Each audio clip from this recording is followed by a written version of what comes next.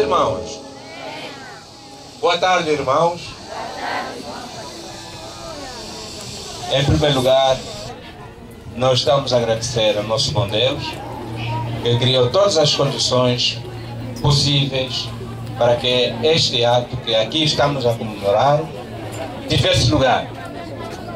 Portanto, sem mais delongas, e porque estamos num momento particular, quero, em nome da direção da igreja, desejar a todos uma boa participação e um bom convívio familiar.